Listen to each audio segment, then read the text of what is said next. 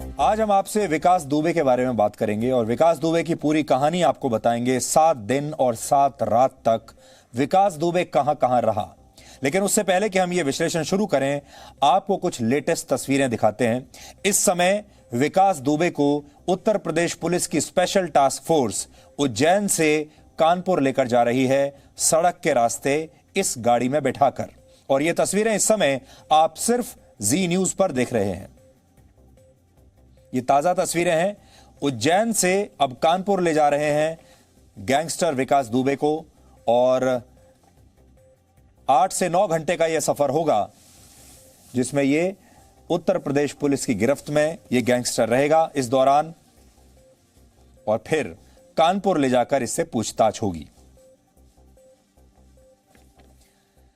लेकिन बड़ी बात यह है कि विकास दुबे की गिरफ्तारी ने देश के पूरे पुलिस सिस्टम की पोल खोलकर रख दी है। एक ऐसा अपराधी जिसने 8 पुलिसकर्मियों की हत्या कर दी खुलेआम, फिर 7 दिन तक वो पुलिस से भागता रहा, पुलिस को छकाता रहा। आज के जमाने में हम 2020 में जी रहे हैं। ये 2020 का भारत है जहां इतनी जबरदस्त सर्विलांस होती है। फिर भी 5 राज्यों की पुलिस उसके पीछे थी। इसके बाद भी उसे पुलिस पकड़ नहीं पाई। वो पहले उत्तर प्रदेश से भागा होगा कानपुर से, फिर हरियाणा तक आया होगा, हो सकता है दिल्ली भी आया हो, और उसके बाद वो उज्जैन तक पहुंच गया। लेकिन पुलिस उसे पकड़ नहीं पाई, बल्कि उसने बेहद शातिर तरीके से खुद को पुलिस के हवाले कर दिया। अब आप सोचिए कि हमारे देश में विकास दुबे जैसे अपराधियों की सोच पुलिस से कहीं आगे क्यों होती है। इसीलिए हम कहते हैं पुलिस हमेशा पीछे रहती है और विकास दुबे जैसे अपराधी हमेशा आगे आगे चलते हैं। ये ऐसे अपराधी हैं जो खुद की गिरफ्तारी देने के लिए भी जगह खुद चुनते हैं और पुलिस सिर्फ देखती रह जाती है। 2 दिन से जिस विकास दुबे को हरियाणा के फरीदाबाद में खोजा जा रहा था, दिल्ली के आसपास नोएडा में खोजा जा रहा था, पुलिस को लग रहा था कि वो किसी न्यूज चैनल के स्टूडियो में ना चला जाए। जिस विकास दुबे की तलाश में कल नोएडा में फिल्म सिटी की नाकेबंदी कर दी गई थी, वो विकास दुबे आज सुबह नोएडा में नहीं, किसी न्यूज चैनल के स्टूडियो में नहीं, बल्कि मध्य प्रदेश के उज्जैन में मिला, और वो भी महाकाल के मंदिर में, जहां से उसे आज गिरफ्तार किया गया। अब सवाल तो यह है कि जिस विकास दुबे को पुलिस फरीदाबाद और नोएडा में ढूंढ रही थी, वो उज्जैन तक पहुंचा कैसे? जिस अपराधी के पीछे उत्तर प्रदेश पुलिस की 100 टीमें और यूपी पुलिस की स्पेशल टास्क फोर्स लगी थी, जिस अपराधी की तलाश 5 राज्यों में हो रही थी, वो अपराधी कैसे किसी की पकड़ में आए बिना उत्तर प्रदेश से दिल्ली और हरियाणा होते हुए, फिर राजस्थान होते हुए मध्य प्रदेश पहुंच गया?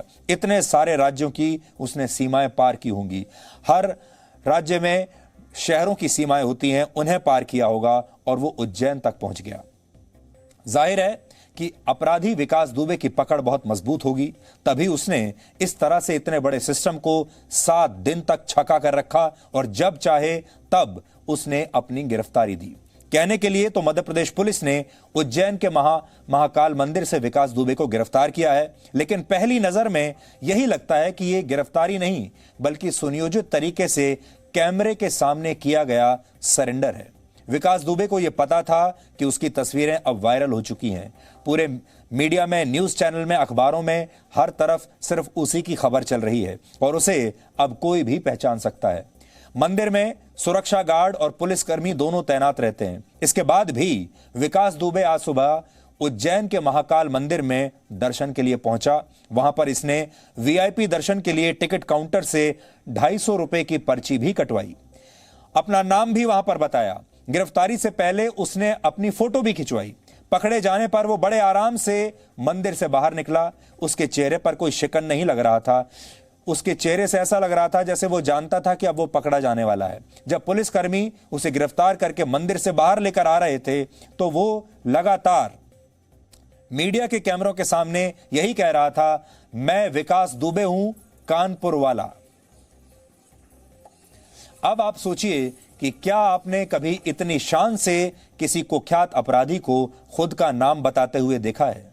असल में ऐसे अपराधी हमारे कानून और सिस्टम को चुनौती देते हैं और बताते हैं कि उनका कोई कुछ नहीं बिगाड़ पाएगा।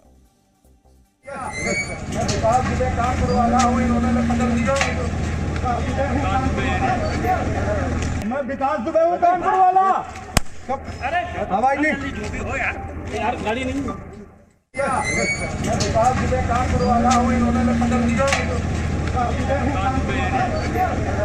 मैं विकास दुबे हूँ कानपुर वाला। आवाज नहीं। तो ये अपराधी अभी भी कैमरों के सामने खुलेआम बार बार ये कह रहा है मैं विकास दुबे हूं कानपुर वाला, और ये लोगों को ये भी बता रहा था कि पुलिस ने मुझे पकड़ लिया है। असल में इसके मन में ये डर है कि पुलिस कहीं एनकाउंटर में इसे मार ना दे। अब ये डरा हुआ है। इतने पुलिसकर्मियों की हत्या करने के बाद अब इसे खुद अपनी हत्या का डर सता रहा है। उज्जैन में 8 घंटे की पूछताछ के बाद मध्य प्रदेश पुलिस ने विकास दुबे को उत्तर प्रदेश पुलिस की स्पेशल टास्क फोर्स के हवाले कर दिया। वैसे तो यह साफ तौर पर दिख रहा है कि विकास दुबे की गिरफ्तारी उसके सरेंडर की सोची समझी रणनीति थी, लेकिन मध्य प्रदेश पुलिस ये बात स्पष्ट तौर पर मानने से हिचक रही है। मध्य प्रदेश पुलिस का कहना है कि महाकाल मंदिर में विकास दुबे ने गलत नाम बताया था और उसकी पहचान करके ही पुलिस ने उसे गिरफ्तार किया है। यानी पुलिस इसका श्रेय लेने की कोशिश कर रही है और यह बता रही है कि हमने बहुत बड़ा काम कर दिया। लेकिन जब आप इस अपराधी को देखेंगे और हम आपको अपनी रिपोर्ट दिखाएंगे तो ऐसा लगता है कि इस अपराधी को पता था, और ऐसा लगता है कि यह शायद महाकाल के मंदिर में गिरफ्तार होने के लिए ही गया था। इस अपराधी ने कैसे 7 दिन और 7 रात पूरे पुलिस तंत्र को चकमा दिया। इन 7 दिन और 7 रातों में पुलिस विकास दुबे कहां रहा, कैसे इसने खुद को पुलिस से बचाया, किस किस ने इसकी मदद की, हमने इन 7 दिनों की एक रिपोर्ट तैयार की है और सबसे पहले आपको यही रिपोर्ट दिखाना चाहते हैं ताकि आप समझ सकें कि विकास दुबे जैसे अपराधियों का दिमाग कैसे पुलिस से भी तेज चलता है। जब आप इसकी तस्वीरें देखेंगे, तस्वीरों में तो ये बहुत साधारण लगता है, आपका मन शायद ये मानेगा ही नहीं कि ये इतना बड़ा गैंगस्टर भी हो सकता है, लेकिन दिमाग इसका बहुत शातिर था।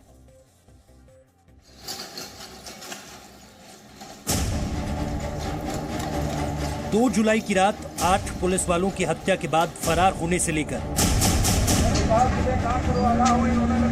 9 जुलाई की सुबह उज्जैन के महाकाल मंदिर में पकड़े जाने तक विकास दुबे उत्तर प्रदेश से दिल्ली, दिल्ली से हरियाणा, हरियाणा से राजस्थान होते हुए मध्य प्रदेश पहुंच गया। वो भी तब जब यूपी पुलिस के 7000 पुलिस वाले, 40 थानों की फोर्स और एसटीएफ की टीमें उसे पकड़ने के लिए दिन रात एक किए हुई थी। अब सवाल यह है कि जिस विकास दुबे को 5 राज्यों की पुलिस ढूंढ रही थी, वो 7 दिन 7 रात तक पुलिस को कैसे चकमा देता रहा, और जब हाथ आया भी तो एक सिक्योरिटी गार्ड के। हम जल्द से जल्द चाहेंगे, चूंकि ये मुख्य अभियुक्त है, और इनसे हम पूछताछ करें और हमारे अग्रिम कार्रवाई, आगे की कार्रवाई है इसको अमल में लाएं। बहुत सारी कार्रवाइयाँ भी हुई हैं इस केस में, और अभी तात्कालिक रूप से ये बताना उचित नहीं होगा, और क्योंकि तमाम गाड़ियाँ चल रही हैं, चीज़ें मूव कर रही हैं, सभी गाड़ियों को रोकना, चेक करना कहां तक संभव है। पुलिस अभी फिलहाल कुछ भी कहने से बच रही है, लेकिन जी न्यूज को सूत्रों से विकास दुबे की 7 दिन 7 रातों वाली इस एडवेंचर ड्राइव के बारे में जो जानकारी मिली है, उसके मुताबिक 2 जुलाई की रात को 8 पुलिस वालों की हत्या करने के बाद विकास दुबे मोटरसाइकिल लेकर अकेला ही बिकरू गांव से भाग निकला। 3 जुलाई की सुबह वो बिकरू गांव से सिर्फ 4 किलोमीटर दूर शिवली गांव पहुंचा, जहां वो अपने दोस्त शुभम पाल के घर रुका। 3 और 4 जुलाई यानी 2 दिन वो शुभम पाल के घर ही रुका। 4 जुलाई की रात को विकास दुबे अपने 3 साथियों अमर दुबे, कार्तिकेय और विकास के साथ बस पकड़कर दिल्ली के लिए निकला। 5 जुलाई की सुबह विकास दुबे अपने साथियों के साथ दिल्ली के आनंद विहार बस अड्डे पहुंचा और वहां से बस लेकर सीधा फरीदाबाद पहुंच गया। फरीदाबाद में विकास दुबे अपने रिश्तेदार श्रवण और अंकुर के घर पहुंचा। 6 जुलाई को फरीदाबाद से विकास दुबे और अंकुर मिश्रा मोटरसाइकिल से अपने दोस्त रवि पांडे की तलाश में रोहिणी सेक्टर 1 गए। इस दौरान विकास दुबे ने अपना फोन फेंक दिया था, इसलिए वो अपने दोस्त से संपर्क नहीं कर पाया और वापस फरीदाबाद लौट आया। 7 जुलाई को दोपहर करीब 1 बजे वो फरीदाबाद के एक होटल के रिसेप्शन के सीसीटीवी कैमरे में रिकॉर्ड हुआ। 3 बजे पुलिस उस होटल से लगभग 5 किलोमीटर दूर फरीदाबाद के उस घर में पहुंची जहां विकास दुबे छिपा हुआ था। वहां से विकास के 3 साथियों को गिरफ्तार किया गया। इसके बाद करीब 3:15 बजे विकास दुबे एक रेस्टोरेंट के बाहर लगे सीसीटीवी कैमरे में रिकॉर्ड होता है, जहां से वो ऑटो पकड़कर निकल जाता है। 8 जुलाई को जिस वक्त यूपी पुलिस दिल्ली एनसीआर में नाकाबंदी लगाकर विकास दुबे को पकड़ने की कोशिशों में जुटी थी, उसी दौरान विकास दुबे मध्य प्रदेश का सफर तय कर रहा था। फरीदाबाद से 850 किलोमीटर लंबा सफर तय करके विकास दुबे उज्जैन पहुंचा और 9 जुलाई को सुबह महाकाल मंदिर से उसे पकड़ लिया गया। 7 दिन और 7 रात की इस भागम भाग के दौरान विकास दुबे कई बार पुलिस से बचकर निकला, लेकिन इस दौरान उसे भागने में मदद करने वाले उसके साथी या तो पुलिस की गिरफ्त में आते गए या फिर मुठभेड़ में मारे गए। उज्जैन में विकास दुबे की गिरफ्तारी से ठीक पहले दुबे के 2 करीबी साथी प्रभात मिश्रा और प्रवीण का यूपी पुलिस ने एनकाउंटर कर दिया। हमारी एसटीएफ की टीम एक अभियुक्त को लेकर के जो है रिमांड पर जा रही थी, क्योंकि यहाँ कानपुर आ रही थी। उसके साथ हमारी क्राइम ब्रांच कानपुर नगर की भी टीम थी और यहाँ पर जैसे ही हाईवे के पास कुछ गाड़ी खराब हुई है, प्रभात मिश्रा ने हमारे पुलिस पार्टी में उसकी पिस्टल छीन करके फायर कर दिया, जिससे मुठभेड़ में वो घायल हो गया और फिर अस्पताल में ले जा करके उसकी जो है मृत्यु हो गई है।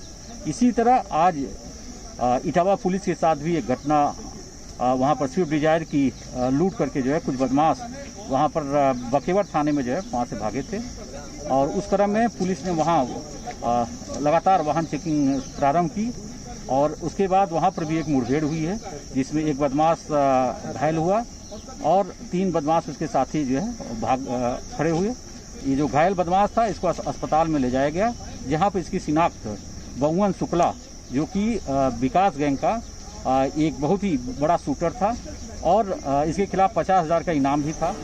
जिस तरह एक के बाद एक उसके साथी मारे जा रहे थे, उससे विकास दुबे को हर वक्त अपने एनकाउंटर का डर सता रहा है। उसे पता था कि आज पुलिस वालों की हत्या करके बहुत बड़ी गलती कर दी है, लेकिन अब जब विकास दुबे को जिंदा गिरफ्तार किया गया है तो उन लोगों की नींद भी जरूर उड़ गई होगी जिनके संरक्षण में विकास दुबे ने अपराध का साम्राज्य खड़ा कर दिया था।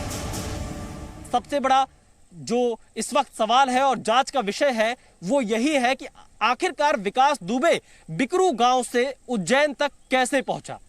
क्या उसको पहुंचाने में किसी पुलिस वाले ने मदद की या किसी राजनेता ने मदद की या फिर ये वेल प्लान्ड विकास दुबे का एक सुनियोजित कार्यक्रम था जिसके तहत वो एसटीएफ और उत्तर प्रदेश की पुलिस को चकमा देना चाहता था और खुद को गिरफ्तारी दिखाते हुए करना चाहता था कि मैं विकास दुबे कानपुर से।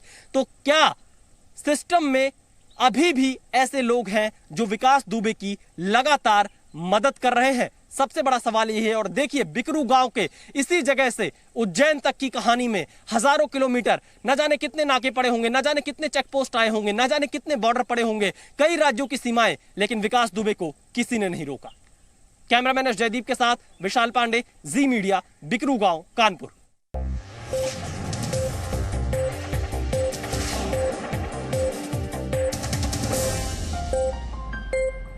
Presenting B News app, available on Google Play and App Store. Download it now.